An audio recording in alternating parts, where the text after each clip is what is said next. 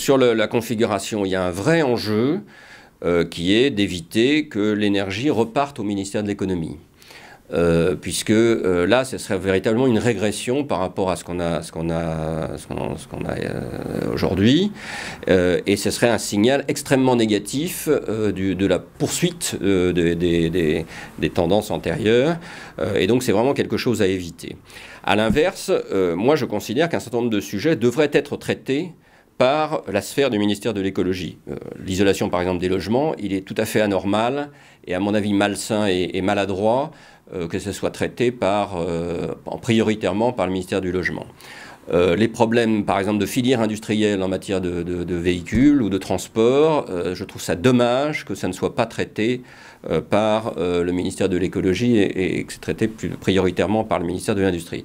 Je ne parle pas des mines, où il me semble que le ministère de l'écologie devrait avoir la primeur par rapport au ministère de l'économie.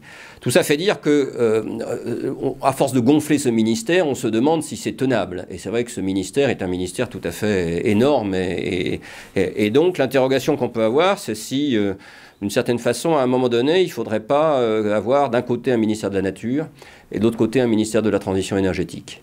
Concernant l'organisation de la priorité, je pense qu'il y a un sujet important à traiter cette fois-ci, qui a été très mal traité dans le dernier quinquennat, c'est la question agricole et forestière.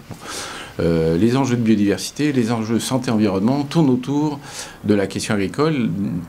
Pour les émissions de gaz à effet de serre, pour le changement climatique, il y a évidemment un enjeu agricole aussi, puisque c'est une capacité de stockage importante, puis il y a aussi une capacité de production et de valorisation d'un certain nombre de produits agricoles et de méthane. L'agriculture est en grande difficulté en termes de modèle économique. C'est clair que s'il n'y a pas de rapprochement entre l'écologie et l'agriculture, ce sera un gros échec annoncé dès maintenant.